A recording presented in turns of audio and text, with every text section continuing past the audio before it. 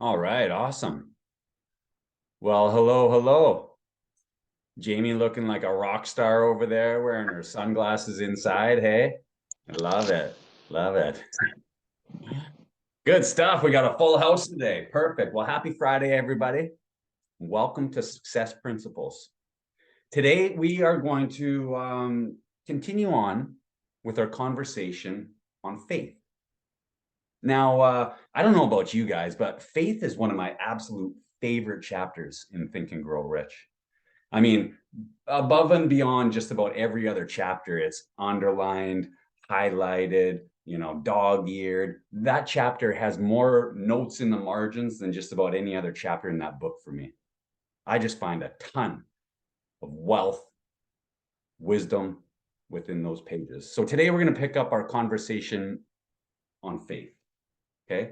Now, if you guys recall from last day, the definition that we were using for faith is a strong belief in someone or something. Faith is a strong belief in someone or something. Now, what we need to understand here is that belief is not something that you get. Faith is not something that you get. Belief is not something that you get.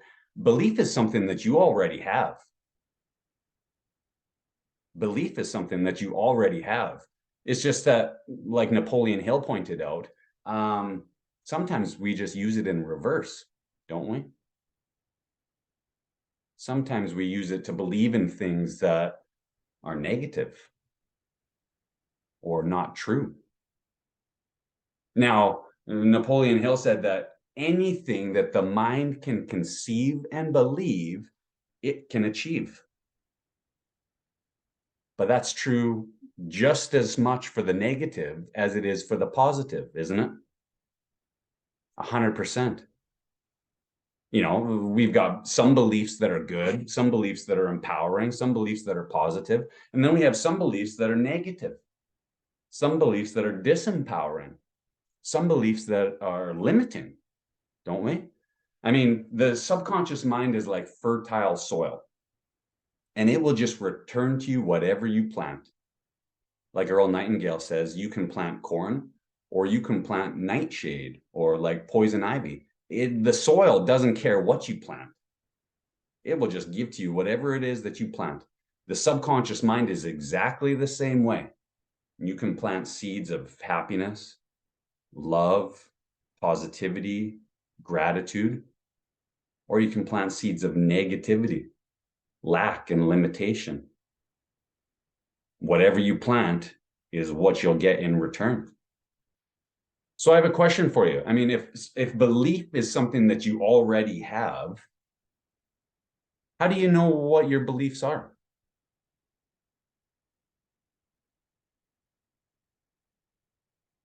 How would you know what some of your beliefs might be?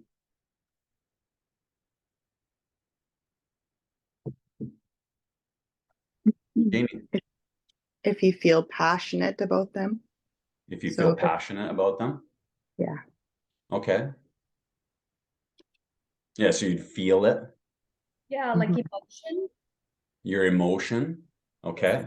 It can not be positive, right? So it can be like a paradigm thing where you feel not good. Right.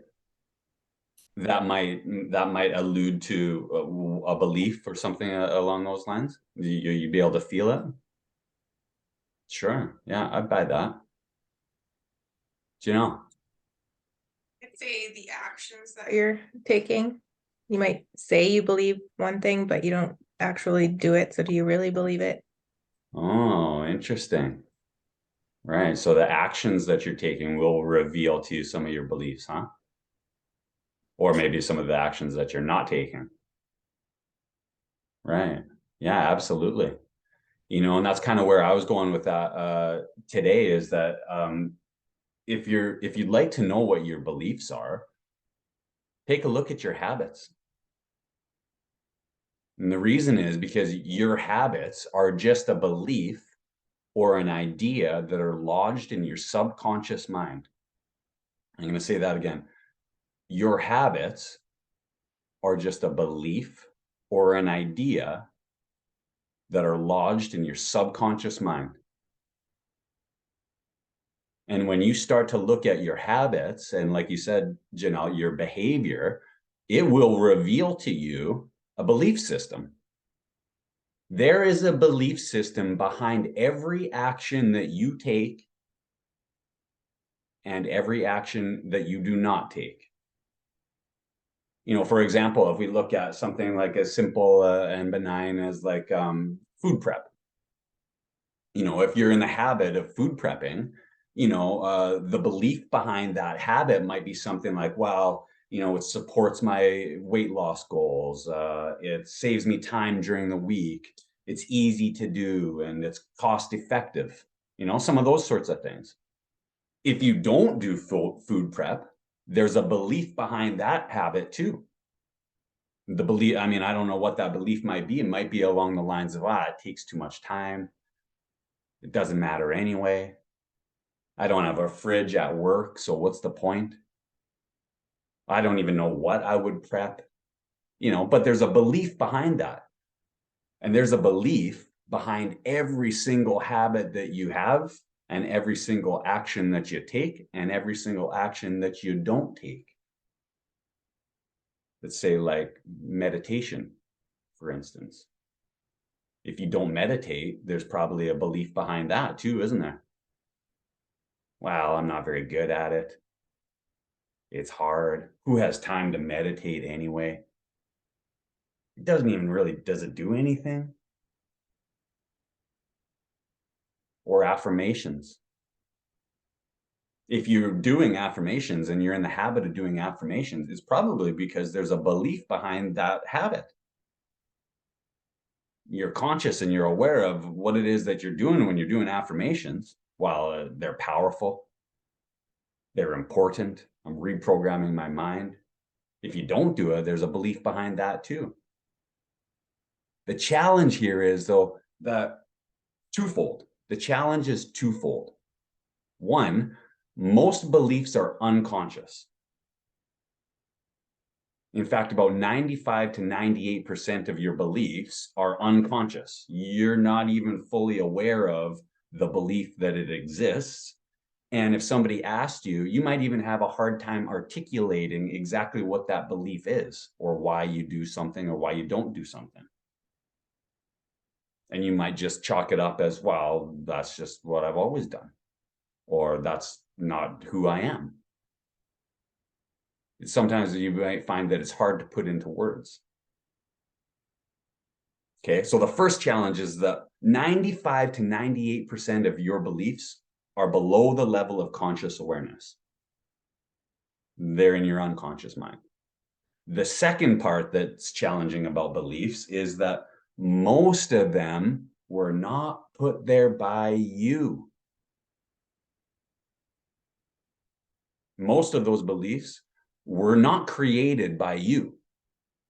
Remember, 95 to 98% of your day is being run by a program that was created and installed by somebody else.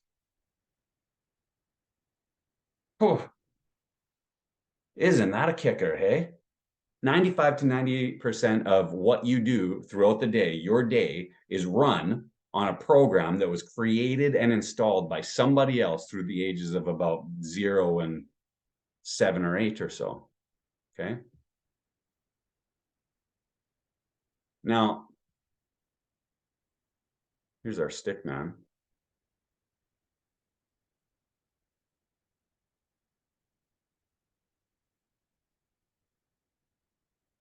Chances are you've got some beliefs that are positive and empowering in your mind, and you've got some that are maybe less so, more negative, more limiting, more lack, more disempowering. But like, what are some positive beliefs that we might have? Well, some positive beliefs might be that, well, I'm a good parent, you know, or maybe another one is, you know, well, I'm pretty cute. I'm pretty likable. Okay. Maybe some people think, well, you know, I got a pretty good sense of humor. I'm pretty funny. You know, what are some other ones? Maybe that, oh, here, I got a nice bum. You know, I've been doing lots of lunges and stuff lately. I've been working out. Got a nice bum all ready for the summer. What are some other like positive beliefs that you might have? This one always makes people feel a little uncomfortable because for some reason people have a hard time kind of like they think it's bragging. But what are some beliefs that are positive that people might have? Being kind. I'm kind. Okay, cool. Mhm. Yeah, I'm kind, I'm caring, I'm a good person. Cool. Anything else?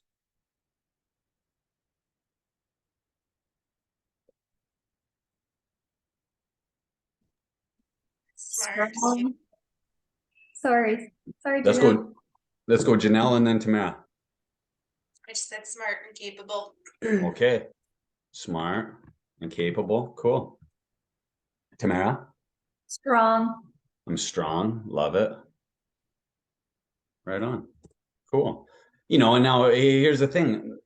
I hope that everybody has a few positive and empowering beliefs in their own mind. Okay. I'm sure that we all do to a certain extent, maybe some more than others. But chances are there's also some negative beliefs that are lodged in there in our subconscious mind too. You know, and some that I've come across, some that I've experienced are things like, well, oops, I'm not good enough. Maybe things like I'm not smart enough. I don't have enough education. Things like you know, I'm too young, or maybe even some, you know, depending on the situation, maybe I'm too old, right, for that. Or what are some other negative beliefs that, you know, either bounce around or crop up from time to time for you guys? Or maybe not necessarily you, but some that you've heard of. Not strong enough. Not strong enough. Okay. Jamie. Don't have enough money. Okay, don't have enough money. I can't afford that. Right. Yeah, there's a whole bunch around money, isn't there? Like, oh, yeah, money doesn't buy you happiness. Get out of here with that. Money doesn't grow on trees. Eh? Could be lots of things, right?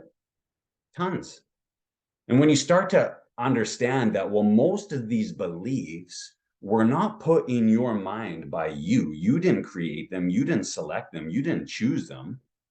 Those were installed by somebody else. You can start to analyze these and you can start to look at these and you can actually be like, you know, you can look at this one in particular and be like, oh, that's a terrible belief. Where did that one come from? Maybe you even know. Maybe that's something that you heard lots growing up in your childhood, whether it was an aunt or an uncle or a parent or a caregiver. You know, and you can start to hone in on that and you can isolate that belief and you can say, well, is that true? You can look at that and you can ask, well, is that belief serving me? Is that doing me any good? And the truth is, if that belief, one, if it's not true, because here, get this, and you guys might all want to write this down, that a belief is just a thought that you continue to think. A belief is just a thought that you continue to think.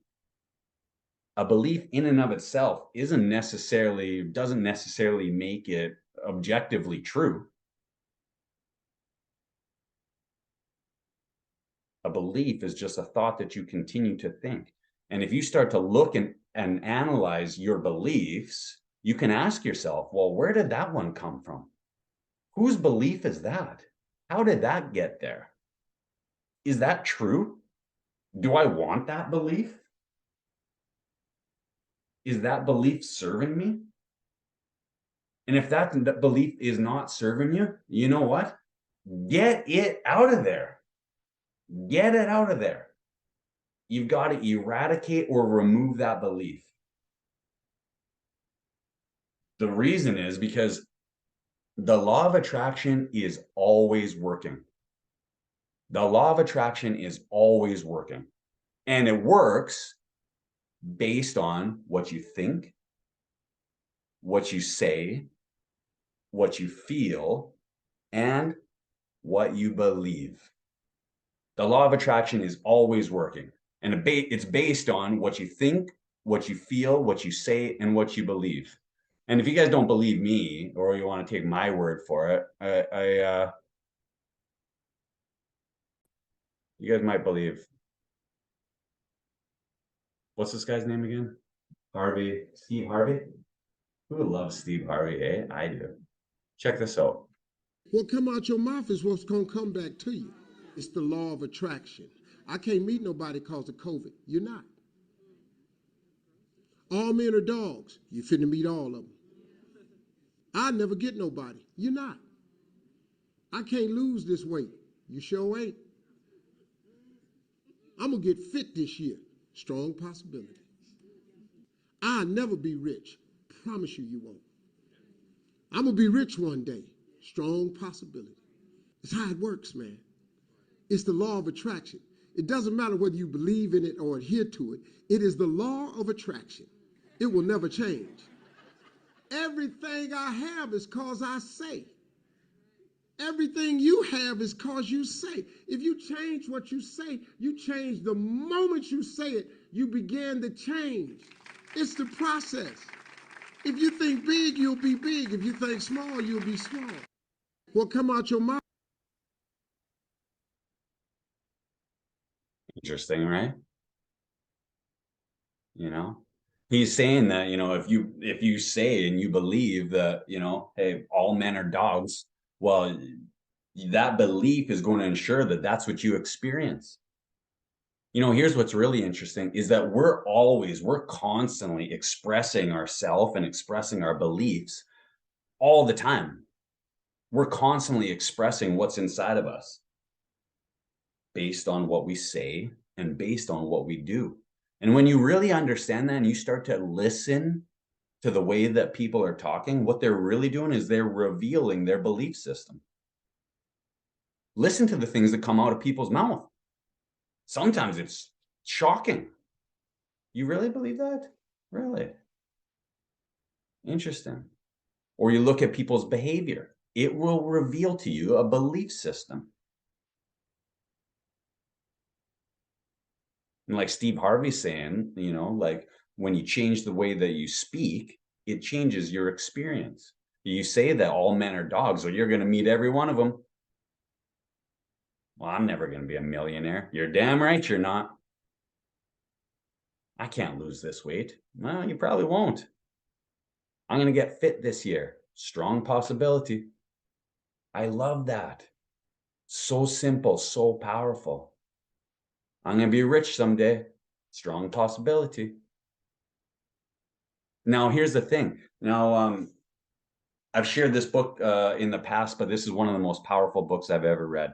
And if you haven't read this, or if you haven't checked it out before, Jamie, if your eyes are closed, it's The Power of Your Subconscious Mind by Dr. Joseph Murphy. Okay. And I've said this before, I've read this paragraph before, but it's powerful and worth repeating. Okay. It says that your subconscious mind takes the orders that you give it based upon what your conscious mind believes and accepts as true. It does not question the orders. Okay, just like the fertile soil, it doesn't care what you plant in the ground. It will just give back to you whatever it is that you put in it. Okay, so as long as you go on saying things like all men are dogs, or I'm so busy, or I don't have time, or I can't afford it, or anything of that nature, okay, you'll go through life experiencing the lack of all of those things, and you will believe that your circumstances made it so. It will not occur to you that you have created those circumstances yourself by your own negative thinking. You'll just look at the outside world and you'll believe that that's the way that it is, and that's the way that it's always been, and it won't occur to you that it's a result of your negative thinking. Isn't that fascinating? I think that that's super powerful. Now, if you identify a negative belief that's inside you, or that you harbor, or that you're holding on to a negative belief, you got to get it out of there. So are you guys aware that you can change your beliefs? Would you guys agree with that it's possible? Yeah. Looks like everybody is a unanimous decision here that it's possible to change your beliefs. So how would somebody go about changing a negative belief? How do you do that? Tony? Affirmations, Affirmations? reprogramming your mind. Reprogramming your mind. So an affirmation, you can reprogram your mind Hmm. with repetition. Repetition and positive thought. Positive thought. So replacing those with a more positive one. Yeah. Right. Yeah. You know, it's so true that, you know, if you hear a lie often enough and frequently enough, you will come to believe it. And so just repeat it over and over and over and over again. Affirm, affirm, affirm, affirm. Right. 100%. Yeah. There's another way too, though. Combine it with elite level coaching. Oh, I love that, Tamara. Oh, right on. Good job. True. True. Anything else? There's another way too.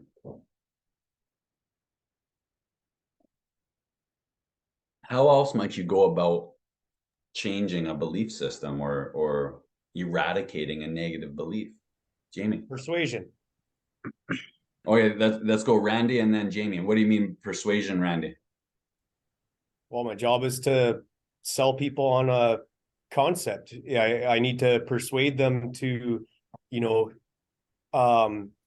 understand what they require, how it's going to be better for them, and how it's going to affect, you know, their day-to-day experience with, say, fire protection, for example. If there's constant service calls for servicing a valve, and they keep having issues with the valve's 50 years old, and we keep saying, well, yeah, it's going to cost you $10,000 to replace the valve, but every time we have to come reset the valve, it's costing you $1,200 for the service call. You've had 6 service calls so far. You've already spent over half on this valve versus just eliminating the headache and biting the bullet and paying for a replacement. A lot of the time, that helps persuade my customers into saying, no, I do believe that it'd be nice to not have this headache anymore. If we had a new valve here that I didn't have to worry about the rest of my career here, I could put my hands up and walk away from it, and I don't have to talk to your guys and your company and stuff anymore about it, right? So persuasion, communication, healthy communication towards the concept of it is, in my mind, a way of altering a judgment on something. This guy might have been saying for the last 30 years, I was here when this valve was brand new. This valve's never had issues up until this last year. They've always been able to fix it. Well, now they're unable to fix it, or it's just causing him enough issues that it's costing him for servicing on it. Hey, let's just put a new one. Right. But getting them from that point A to point B obviously requires some persuasion. So what are the key benefits? What are the pros and cons? Well, the So con maybe is it's going to cost you, pointing out some pros and cons, and then maybe even pointing out some errors in logic or some things like that, where people are making assumptions or failing to see some of the benefit and things of that nature, huh? Yeah. Totally. That's my idea of it. Yeah, totally. I could see that for sure. Thanks, Randy. Jamie. I was gonna say, taking actionable steps into the belief that you want to acquire or the person you want to become. So like I've been an artist my whole life, but I never known my worth of it until I started taking those Mhm. steps and seeing small results as I went on. And then my belief is now I am an artist. And so now you've taken some of those steps and you've seen the results, or you've observed kind of like the changes and the progress and the things that have come of that. And now you've changed your belief based on that. Yeah. Okay, cool. Yeah, totally. You know, in a situation like that, I think the first step towards changing a belief is to just accept the idea. Accept the idea. And what do I mean by that? Well, so oftentimes people just won't even do that. If anybody challenge, I mean, you find that you ever noticed how quick people are to reject ideas that are not in harmony with their belief system or their paradigm? Oh, they just shut it right down. They won't even entertain it. Never mind accept it. It's Turn on immediate. the news, turn on social media. Look at what's going on right now. How quick people are to just reject ideas that aren't in harmony with their current paradigm or their current belief system. In fact, physiologically speaking, your body responds the same way to being attacked physically as to being attacking a belief system. You ever notice that? Next time you encounter a situation where somebody's challenging a belief of yours, maybe you'll notice like your heart starts to pound a little bit. Maybe your palms, you get a little bit of that tension. You start to get tense or anxious or maybe even angry. They've demonstrated scientifically that your body changes and reacts the same way physiologically to being attacked physically as attacking a belief system or an idea. Isn't that interesting? It's like our beliefs are an extension of ourself. That's interesting. So the first step sometimes is just to accept the idea, be open to changing your mind about that. Then to Jamie's point, where it's like, act as if it's true. Act as if it's true for an extended period of time. And then test the results. See what that looks like. You have a belief that all men are dogs. Well, what if you were open to the idea and accepted the fact that, well, actually, there's some pretty good men out there. And then you acted as if that was true. And you didn't give every guy the cold shoulder or brush every guy off or, reply with snarky messages every time somebody like tried to warm up to you, something like that. I wonder, would that change? And then you test the results. Test the results. But sometimes I find that what we really need to do is we need to clean out our belief system. We need to go in and clean out some of those beliefs, some of those ideas. Now, it's challenging because so many of our beliefs are unconscious. So how do you do something like that? Well, there's a couple of ways that I've learned in the past that I'll share with you guys today. But one of the things that I've done personally, and I've had some of you guys do too, is to write a one-pager. Write about it, journal about it. Dr. Carl Jung said that until you make the unconscious known, it will just control your life and you'll just call it fate.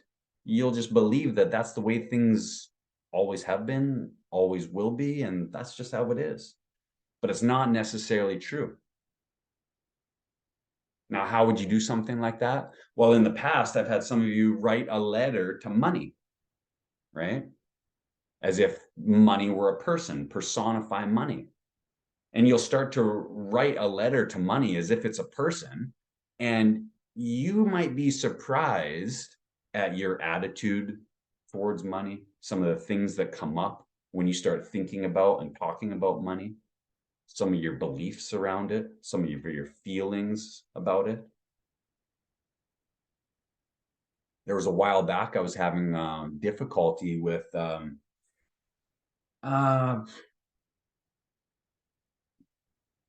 let's just call it a relationship with infinite intelligence. I don't know if any of you can relate to that, if any of you ever been there. But one of my mentors, he had me write a one-pager on trust. And I was really surprised at what came up. Some of the things that, you know, bubbled to the surface while I was writing, in the process of writing. Now, we've also talked about, you know, in the past, an idea or a practice that you might want to try is something like writing at the top of a page, something like this. The reason I can't achieve blank, and insert your goal here, the reason I can't blank is because, and then just allow that free flowing mind to do its thing and write down any and all those ideas that come to mind. The reason I can't achieve that, the reason I'm not going to be successful is because, and allow those things to bubble up to the surface. Once you identify what that belief is, well, now we can start to address that. Now we can start to work with it, can't we? For sure, 100%. Now, here's the thing.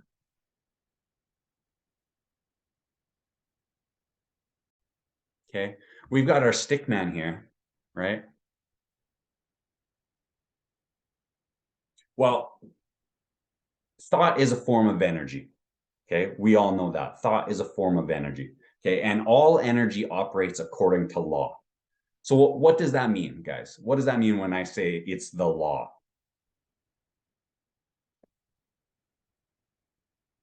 What does that mean?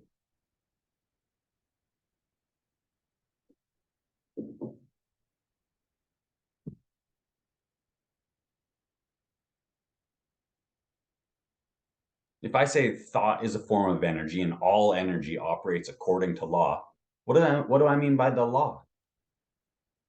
Tony? Frequency? Okay. No? Vibration? What's that, sorry? Vibration? I mean, that's part of it, sure. Okay. For sure.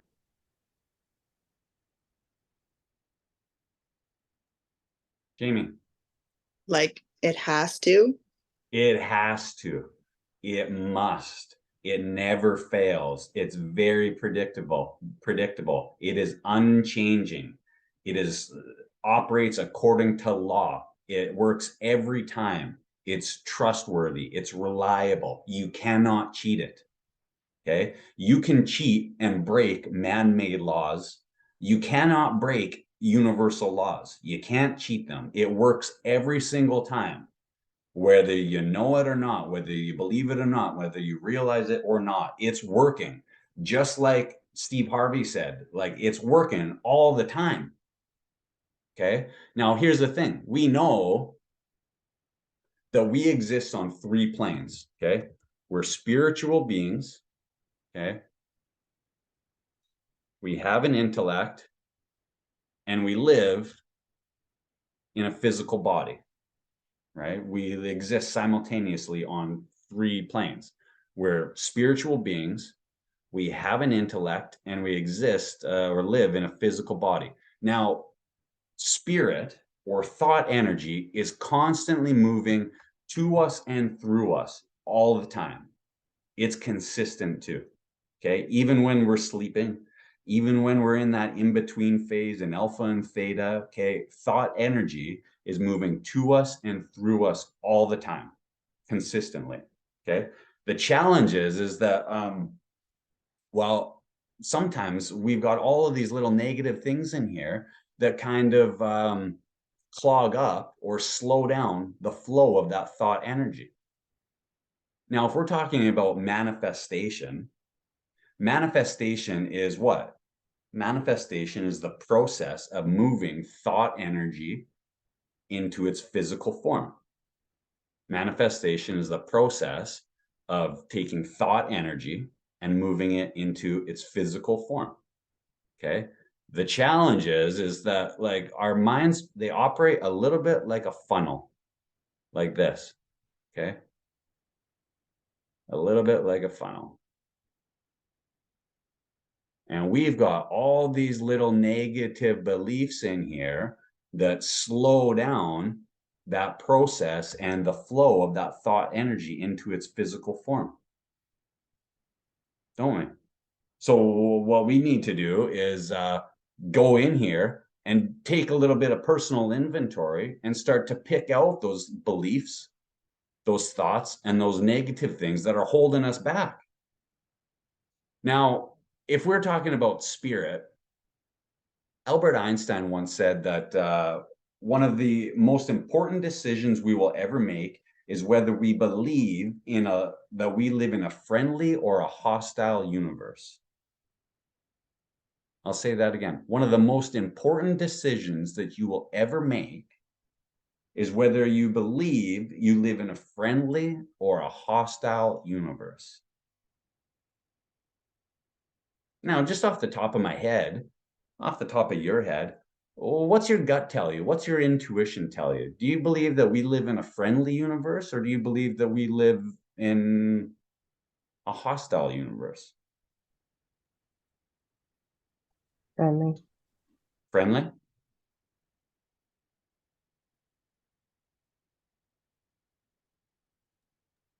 I think neither. You think Janelle says neither. It's not friendly or hostile.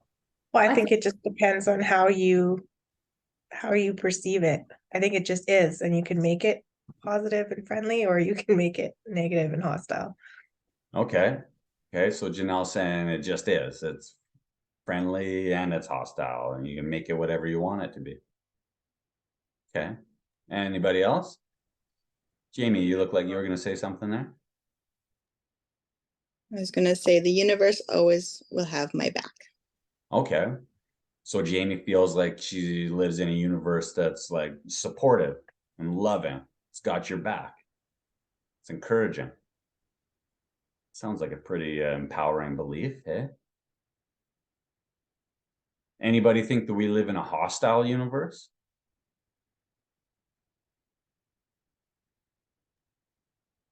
Anybody Yes. believe that the world is out to get them? I think if you're in that mind frame, then yes.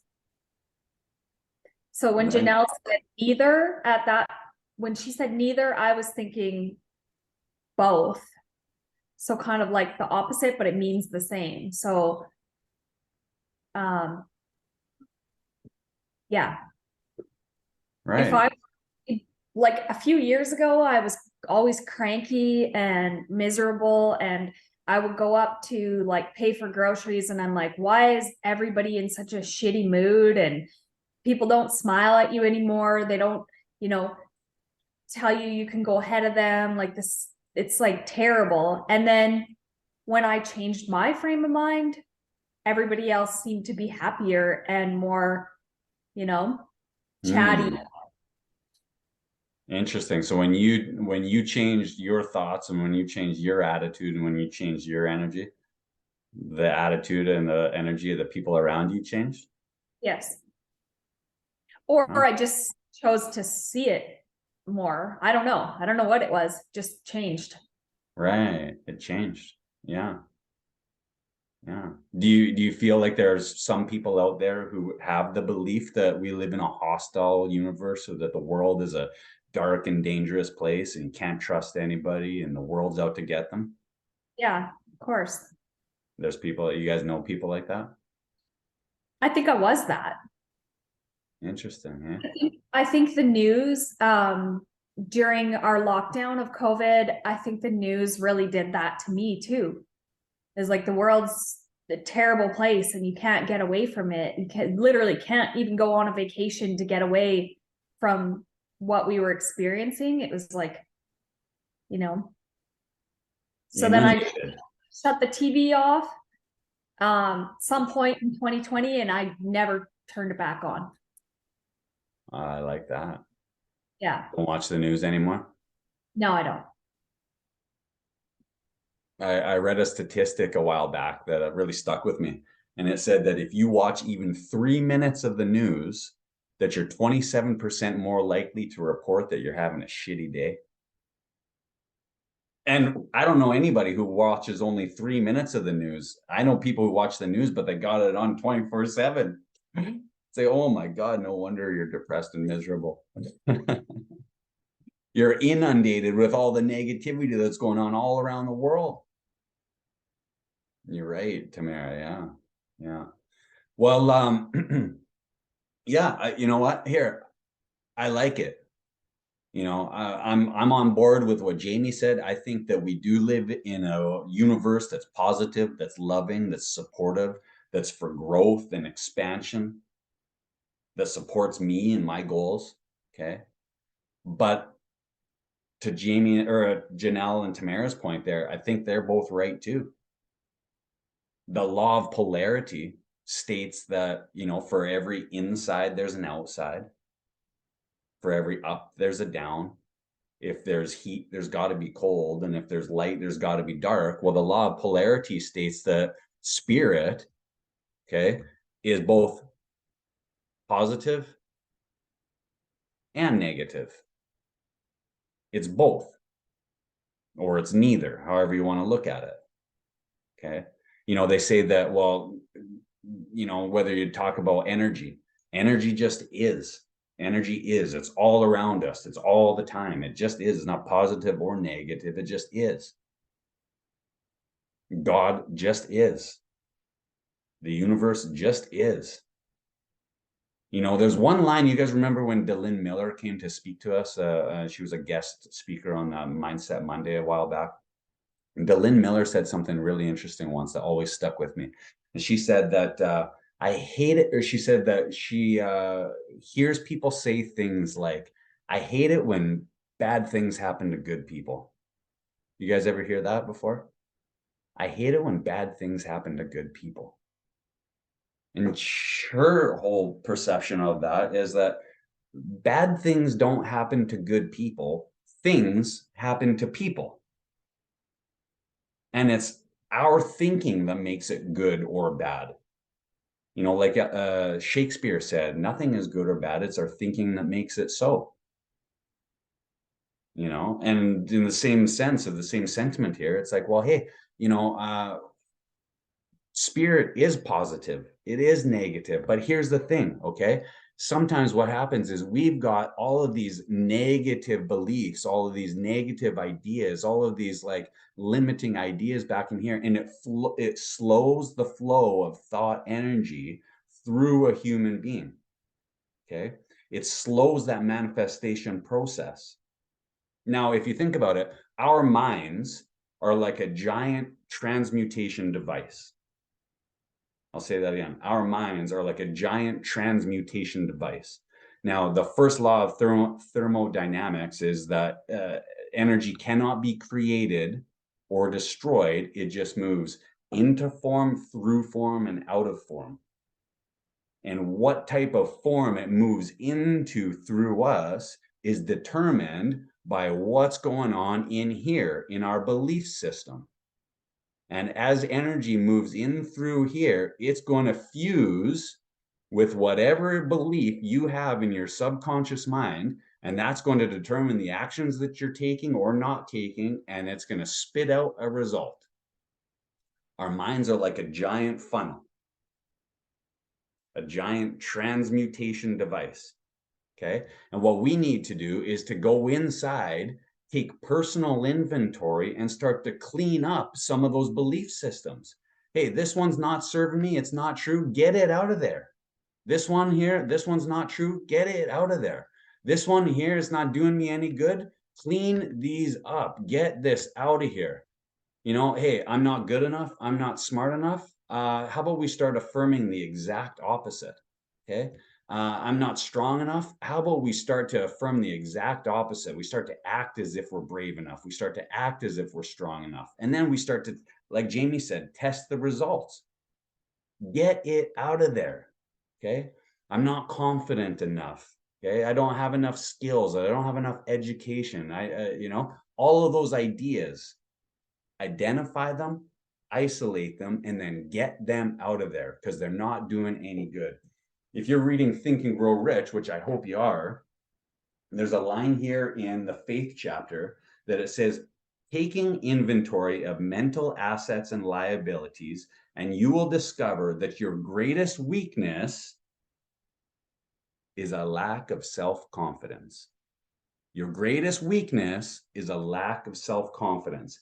This handicap can be surmounted and translated into courage through the aid of, drum roll please, autosuggestion. Autosuggestion. But he goes on, he says right here, he says, your greatest weakness is a lack of self-confidence. So let me ask you, well, here, I'm reminded of something that Napoleon Hill said here. He said that a lack of self-confidence is one of the greatest maladies of today's world. And I've experienced this, I've seen this, we've had conversations about this before, where I think that people's feelings of not being worthy enough, not being deserving enough, or not being confident enough are like a pandemic. It's an epidemic proportions right now of people who don't feel worthy enough or deserving enough. And he says a lack of self-confidence is one of the greatest maladies of today's world, one that is responsible for the rampant helplessness, lack of self-control, aimlessness, procrastination, and despair that characterize modern society. So it stems from a lack of self-confidence. But Andrew Carnegie pointed out to Napoleon Hill, he says that confidence is a state of mind necessary to succeed. Who would agree with that statement? Just by a show of hands here. Confidence is a state of mind necessary to succeed. Yeah, I think that's probably fair to say. Probably an accurate statement. So let me ask you, how do you develop self-confidence? If confidence is a state of mind that's necessary to succeed, how do you develop self-confidence? Start stacking small wins. Start stacking small wins, is that what you said, Brett? Yeah, 100%. That'll do it, hey? Start to feel like you're winning with the little things. Pick up steam, build momentum. Sure, yeah, good one. What else? Anything else come to mind? How would you develop self-confidence?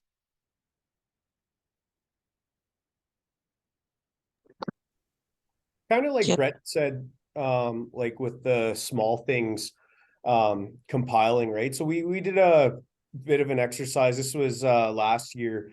And it was just on like positive events, positive actions to put out into the world and just see how it returns back to you, right? Like the world operates in a way that if you are positive, you'll have positivity return to you. If you are negative, you will have negativity return to you. So one of the things that anyone can learn out of an exercise like that is, say you have a person walking roughly 10 feet behind you going into a store, a building, wherever, right? The difference between them saying thank you and what a jackass is whether you hold the door open for them or not, right? So little things like holding a door open for another person and just being thanked for it and having that positive attitude towards, you know, the fact that you did something positive for another person, or you considered another person versus your time in your day, right? Right. It gives a positive feedback. Now, when you compile a bunch of those things and people are consistently gracious towards you, you end up with graciousness towards others and positive thinking towards others as well. And that is, to me, a key in developing a confidence towards yourself. If people always consider you as a positive person to be around, you're going to start being confident that you're a positive person. Right. I like that. It's like what Napoleon or Earl Nightingale said in the essay Attitude. He said that your attitude towards life will determine life's attitude towards you. I'm kind of, you know, piggybacking on what Tamara said there when she changed her attitude and she changed you know, the way that she was interacting with people, the way that other people were interacting with her changed. Yeah, thanks, Randy. How else would you go about building confidence or developing self-confidence? I Tamara, think let's go Your, Tamara and then Jamie. sorry, affirmations. Okay, affirmations, yeah, for sure. That changes the way that you feel, Yeah, instill some confidence in you a little bit. yeah. Okay, I would agree. Yeah. Jamie? I think you just have to become confident. I mean, what I've learned in doing my markets and stuff and dressing the part and feeling good and looking good, you'll become more confident, and the more times you do it too. The more times you do it. Yeah. Yeah, you know, it's interesting. I would agree 100% with everything that you guys said there. You know, I think the confidence comes from a couple of key things for me. One, affirmations for sure, 100%. I'm amazed at how much planting a few seeds of positivity in my mind can change the way that I feel as far as confidence is concerned. Similar to what Brett was saying there, stacking small wins. There's very strong evidence, scientifically speaking, that supports the idea that when you get in the habit of keeping promises to yourself and doing little tasks or little things, well, big things too, for that matter, but doing those things on a regular basis, you build confidence in yourself. That you're the type of person that follows through, that you're the type of person that does hard things, that you're the type of person that does the work. Oftentimes that's where confidence comes from. It's from preparation. You know, if you're getting ready to take an exam at school, or you got a test coming up at work or something that you need to, you know, put some time and energy into, if you haven't studied, if you haven't prepared, the chances of you being confident for that are probably pretty low. But if you've done the work, you put in the reps, you put in the time and the energy and the practice, chances are you're going to feel a little bit more prepared and a little bit more confident. But I came across a video by Mel Robbins recently. And I've got, I don't know what it is about Mel Robbins. I know she's pretty popular, but I don't know if I always really like Mel Robbins. But anyway, this video, she described a different definition of success, or sorry, of self-confidence. And I really subscribe to this. I like her definition of self-confidence. She said that self-confidence is not a personality trait. Most people think that self-confidence is a personality trait. She says self-confidence is not a personality trait. She says self-confidence is actually a skill. And like any skill, it can be developed and it can be improved upon. Okay. And I'll share my screen here real quick. Let's see if I can pull this in.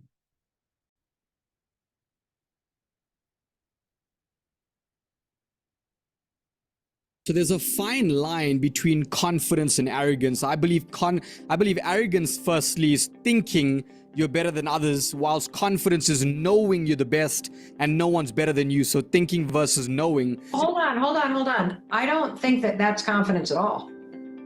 I think that confidence is the willingness to try. See, I anchor confidence in action because I don't believe that belief in self is the thing that makes people act confidently. I believe that when you are willing to try, even though you doubt yourself, that the act of trying and seeing yourself move through your doubts and your fears and your procrastination and your perfectionism, the act of moving through it is what starts to build belief in self. So I define confidence as the willingness to try. Arrogance is believing you're better than anybody else. And I think confidence is this quiet knowing that you can rely on yourself. So would you say confidence is a skill or is it a trait? 1000% a skill. Because even the most confident people, so people that rely on themselves and people that are willing to try and take risks, hit periods where they really doubt themselves and they don't feel confident in their decision-making and their actions. And so I think it's a skill that comes and goes, and that you'll always be working on it, because the whole point about life is to grow. And as you grow, you're going to face new challenges. And whenever you face a new challenge, it's going to, bring up fears and doubt. And that's why you're going to need to work on the skill of confidence, which is the willingness to try. That's where it begins. I love that definition. That is so much more powerful and so much more important. The willingness to try. She says that even the most successful people, they still bump up against fear and doubt and insecurity, worry, what ifs. They still experience that. We think that sometimes those people have, reached levels or achieved a status where they don't have to handle things like that. And I don't think that that's true. Self-confidence is a willingness to try. And kind of like what Jamie was saying there, it's like taking action. And if you guys have read Applied Faith, okay, if you guys have read Applied Faith, it says, you should not simply have faith, you must use it. Okay, he says that faith must be an active, not a passive faith. Must be an active, not a passive faith. On page 3, he goes on to say that the more that you act on faith in infinite intelligence, the more your mind will be open to its power. Okay. And the more that you see the power working in your life, the easier it will be for you to act on it in faith. The process is a wonderful cycle. Okay. That's what I call an upward spiral. And we mentioned this the other day that when I said that, your action cannot surpass your faith, and your faith can't surpass your action. When you take a small amount of action, you'll get a small amount of faith. But when you take massive action towards what it is that you want, you'll develop massive faith. And I'm telling you guys, that's probably been one of the biggest lessons that I've taken out of the last few years, is to lean into that faith. Faith in myself and faith in the unknown or the unseen or infinite intelligence. And the more that I lean into that, the more that I'm assured that, hey, yeah, I can do that. And yes, that universe supports me. During COVID, you guys are all familiar with this probably by now, but during COVID, my family and I, we moved halfway across the country, bought a house sight unseen in a city, in a town that we had never even been to. Now, tell me that's not a test of faith, okay? But here's the thing, this is the really interesting part, is that that worked out for us, and we love where we live, and it's even better than I could have imagined. But I'll tell you, that's not even the real reward for me. I love it here. It's amazing. We got a cool spot, cool thing going on. But the real reward, you know what it is? The real reward is the faith that came from taking that action, because that I can reuse, reapply, and reinvest. That's the real reward. And in fact, in Success Habits here, he's talking about, he says, faith is the most essential of all of the success principles, and that's the ability to believe in yourself. The most essential of all of the success principles is the ability to believe in yourself. It's like everything else hinges upon that. So a question that you might want to consider, maybe write a one-pager on if you're interested, if you're open to it, but ask yourself this question: what's my relationship to faith? What's my relationship to infinite intelligence?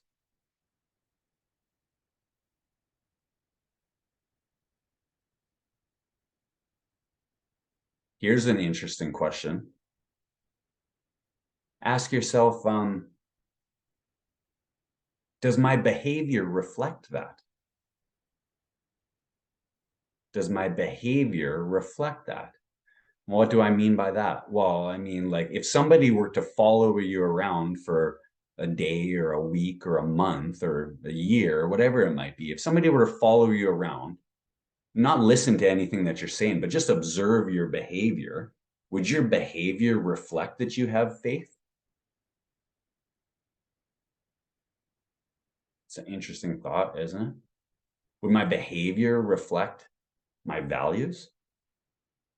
I forget who it was that said that. Maybe I think it was Janelle. It's like some people will, you know, they'll say that they value something, they'll say they prioritize it, but when you observe their behavior, you look at their habits say otherwise. So this week, I challenge each of us to maybe take a little bit of personal inventory. Write down a one-pager. Ask yourself, well, what limiting beliefs do I have there? What do I think is stopping me from achieving that next level of health, or that next level of happiness, or that next level of success, or that next level of wealth? Identify and isolate those negative beliefs. And if you find one, hone in on it. Eradicate it. Do what you can to get it out of there, because it's slowing down the flow of that thought energy. It's slowing down your manifestation power. So take some time, take inventory, ask yourself those questions. Is that belief serving me? Whose idea was that? Whose belief was that? Where did that come from? Do I know where that came from? Do I want that in there?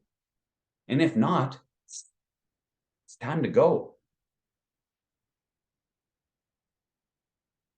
Okay, guys, right on. Well, any questions, any comments before I let you guys run here?